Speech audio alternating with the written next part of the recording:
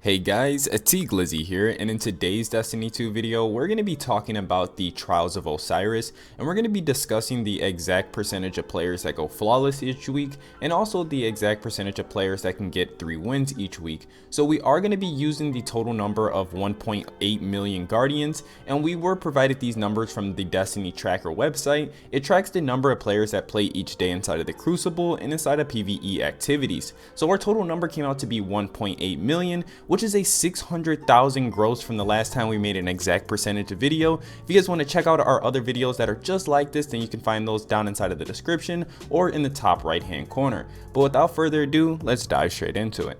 So let's start off by looking at the amount of Guardians that are reaching 3 wins each week.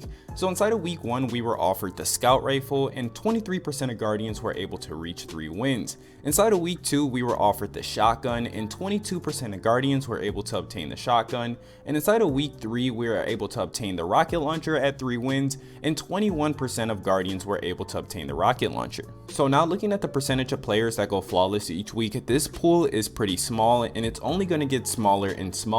So for week 1, we got a total of 192,000 Guardians that went flawless, which is already a very small number of players that went flawless inside of week 1. Inside of week 2, we had a total of 191,000 Guardians go flawless, so 1,000 less from week 1 to week 2. And then inside of week 3, we had a total of 141,000 Guardians that went flawless, which is a 50,000 decrease. So we lost 50,000 players going flawless inside of week 3, and I just want to go ahead and explain why that actually happened. So overall, going flawless in trials does not matter anymore at this point unless you want to glow each week. But if you aren't a huge fan of the glow and you aren't a huge fan of PvP, then going flawless isn't something that's on the top of your hit list. I mean, if you get to 7 wins, you unlock the brand new sniper, you can just go out and farm tokens for the rest of the week without having to stress of going flawless. So that is definitely the route a lot of Guardians are taking. They're just getting the reward and then they're just farming out tokens for the rest of the time. So we're definitely going to see that pool of flawless players decrease each week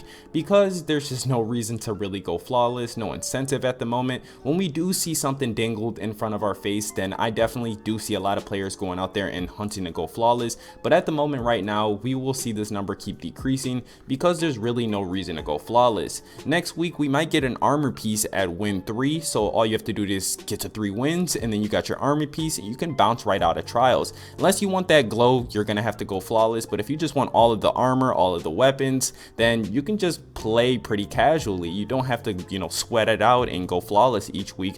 So we're definitely going to be seeing this number decrease each week. Week after week, it's going to get smaller until Bungie can definitely fix something about that. And then error codes. Error codes were a huge issue this week. People were getting beavered at game 6. They were getting beavered each game they would join into. And there were a ton of hackers this weekend. It was just an absolute mess. So I can definitely see why we've seen a 50,000 decrease from week 2 to week 3. So I've actually never made one of these exact percentage videos and then started to feel bad at the end of the video because I'm really starting to feel bad for Trials of Osiris. It might end up going away because there's just no incentive to actually play. After week 5 of Trials and they release all of the gear and all of the weapons, then I know I'll be bouncing out of Trials once I have my title. I'm not going to be touching it anymore. It's just too sweaty, too many hackers, and just too much of a mess to be actually playing inside of. But once I do get my incentive reward, then I'll be no longer playing trials anymore. And I think that goes for a ton of Guardians also. After they do get that title, they're just gonna be bouncing out of trials and then never touching it again.